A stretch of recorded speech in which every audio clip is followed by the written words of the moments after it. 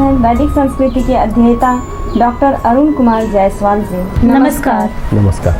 श्रीमद् भगवद गीता के 9वें अध्याय का 16वां श्लोक। अहम क्रतुरहम यज्ञः स्वधाहमहम औषधम मंत्रोहमहमेवाज्य महमग्निरहम हुतम। क्रतु मैं हूँ, यज्ञ मैं हूँ, स्वधा मैं हूँ, औषधि मैं हूँ, मंत्र मैं हूँ, घृत मैं हूँ, अग्नि मैं हूँ और हवन रूप क्रिया भी मैं ही हूँ। मेरी एक जिज्ञासा है कि स्वाहा और स्वधा इन दो शब्दों का अर्थ क्या होता है। साथ ही हमें यह भी बताएं कि हम सूर्य को खाते हैं कैसे। एक बात और बताएं, आज आधुनिक सभ्यता की सबसे बड़ी नादानी क्या है। हमारा भी एक प्रश्न है कि कंजर्वेशन ऑफ एनर्जी क्या है। इन सब का संबंध भगवान से कैसे है। क्या समस्त ऊर्जा का स्रोत भगवान ही है।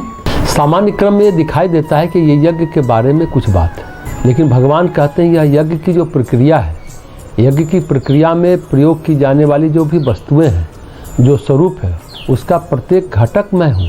मैं ही हूँ जो पूजा और यज्ञ की विभिन्न वस्तुओं में स्वयं को अभिव्यक्त करता हूँ। सब एक है, यही स्वयं की वास्तविकता है। अहम क्रतु कहते हैं मैं क्रतु हूँ। यह वेदकालीन यज्ञ का एक प्रकार होता था जिसे क्रतु कहते थे। इंद्र का एक नाम शतक्रतु भी है, मतलब 100 यज्ञ करने वाला। एक प्रकार का यज्ञ होता है जिसमें आदमी को इंद्रासन मिलता है। अहम यज्ञ, मैं यज्ञ हूँ, यह भी एक प्रकार का यज्ञ है। स्वधा अहम अर्थात मैं वह मंत्र हूँ। जब आप आहुति देते हैं तब आप कहते हैं स्वाहा या स्वधा, दोनों ही आहुति देने के मंत्र हैं। अहम यज्ञ स्वधा अहम। सामान्य क्रम में जब पितरों के मंत्र की आहुति दी जाती है तो कहा जाता है स्वधा, और जब देवों के मंत्र की आहुति दी जाती है तो कहते हैं स्वाहा। पितृयज्ञ में स्वधा कहते हैं। पितृसूक्त मंत्र में आहुति देते हैं तो बोलते हैं स्वधा। पितृयज्ञ में प्रायः लोग पितृसूक्त से यज्ञ कर आहुति देते हैं। सामान्य कर्म में लगाते हैं कि यह श्लोक यज्ञ के बारे में कहा गया, लेकिन दरअसल यह है सृष्टि चक्र के बारे में। वेद में एक मंत्र है, यज्ञ जो है जगत का सृष्टि का केंद्र है। यज्ञो हम भुवनस्य नाभि। यज्ञ परमात्मा के संकल्प का स्फोट है, विस्फोट है। इससे सृष्टि का प्रसार हुआ, ऊर्जा प्रसारित हुई। तो भगवान कहते हैं जो कुछ भी है वह सब परमात्मा है। गीता के 4 अध्याय के 24वें श्लोक में एक बात कही गई है, अर्पण ब्रह्म है, अर्पित करने वाला ब्रह्म है, अग्नि ब्रह्म है, परिणाम ब्रह्म है, प्रत्येक वस्तु ब्रह्म है। यह सत्य है, लेकिन भिन्नता में देखते हैं इसलिए विभिन्नताओं को मानते हैं। लेकिन यह भी सत्य है कि आवश्यक रूप से असीम शुद्ध चेतना है जो विभिन्न रूपों से व्यक्त हो रही है। सामान्य जीवन में हम सूर्य का उदाहरण लेते हैं। अमेरिकन पत्रिका है नेशनल ज्योग्राफी का जनरल है। इसमें बहुत पहले एक लेख छिपा था कि सूर्य हमारी माता है। उसमें कहा गया था कि हम सूर्य को अपने भोजन में खाते हैं, सूर्य को हम अपने वस्त्रों में पहनते हैं, सूर्य को कोयले में जलाते हैं, सूर्य के माध्यम से पचाते हैं, जो पेट की जठराग्नि है, जो पाचक ऊर्जा के रूप में है, यानी प्रत्येक वस्तु में सूर्य है। इसे लेख में बताया गया था। दरअसल यह कहा जाए कि हम सूर्य को खाते कैसे हैं। उत्तर है कि सूर्य ना हो तो पेड़ पौधे कैसे होंगे, सूर्य ना हो तो पशु पक्षी नहीं होंगे। जो कुछ खाते हैं सूर्य ही खाते हैं, लेकिन परोक्ष रूप से सूर्य खाते हैं। जीवन और प्रकाश परस्पर गुथे हुए हैं। जीवन और प्रकाश के विकिरण के रूप में यह सब जो सौर मंडल में बिखरे हुए हैं, सौर विकिरण के घनत्व हैं। आगे जाने पर हम देखेंगे असीम आत्मा यह ब्रह्म अपने विभिन्न रूपों में अस्तित्व में है। यह सब जो अखिल व्यक्त ब्रह्मांड में है वही ब्रह्म है। इस जगत में प्रत्येक वस्तु वासुदेव है। यह द्वैत बात है। प्रत्येक वस्तु एक से ही आई है, वास्तव में वही है, कारण ही कार्य है। अर्थात हम कह सकते हैं कि जो भी कार्य कर रहे हैं वह सब कुछ और नहीं, केवल कारण है। इस ब्रह्मांड में कुछ भी नया नहीं। हम ब्रह्मांड में और कुछ भी नहीं पा सकते अतिरिक्त इसके। इसे आधुनिक ग्रह ब्रह्मांड के विज्ञान के अनुसार आदि पदार्थ कहा गया।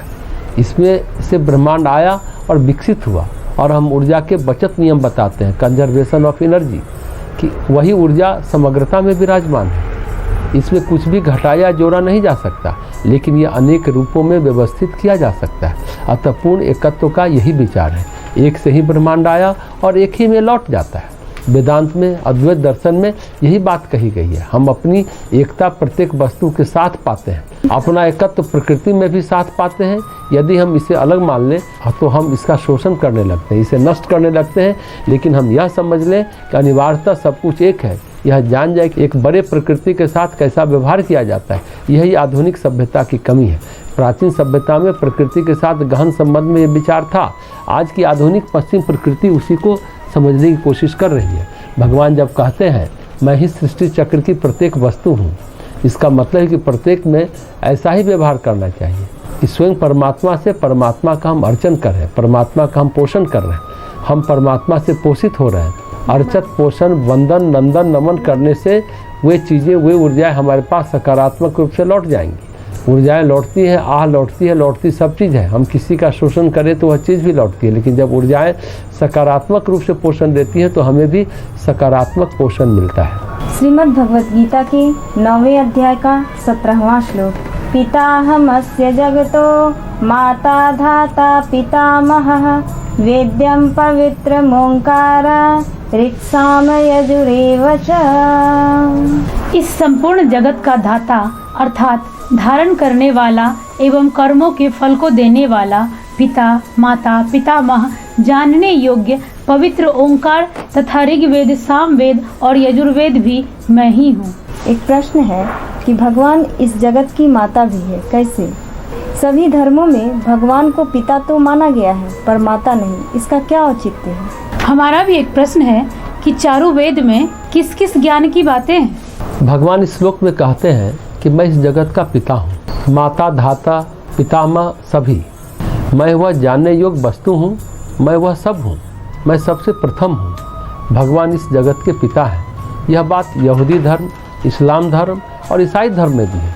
लेकिन भगवान कहते हैं कि मैं माता भी हूँ, ब्रह्मांड की माता हूँ, ईश्वर माता के रूप में भी है। यह केवल भारतीय धर्म में मिलता है। केवल भारत में भगवान को माता के रूप में भी माना गया है, बाकी जगह पिता के रूप में माना गया। भगवान कहते हैं मैं केवल माता ही नहीं धाता भी हूँ। धाता यानी पालन करने वाला।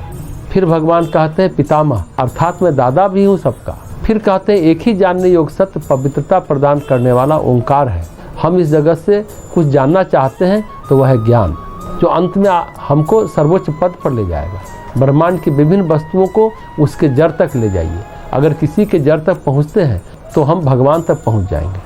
हम वहाँ ब्रह्म यानी ईश्वर को पाएंगे। अतः वह जानने योग्य महानतम सत्य ब्रह्मांड का उद्गम पालन करता है। सर्वोच्च रूप से शुद्ध केवल भगवान ही है। सर्वोच्च से शुद्ध कोई सर्वोच्च रूप से शुद्ध नहीं है। तो भगवान है पवित्रता। भगवान कहते हैं मैं ही जानने योग्य हूँ, बाकी संसार में जानने योग्य बहुत सारी चीज़ें हैं, उनको जानकर क्या करोगे। ओम अक्षर वह पवित्रतम शुद्धतम आज के लिए सुंदरतम विचार है, क्योंकि आज वह प्रत्येक वस्तु जो पवित्र है समाप्त कर दी गई है।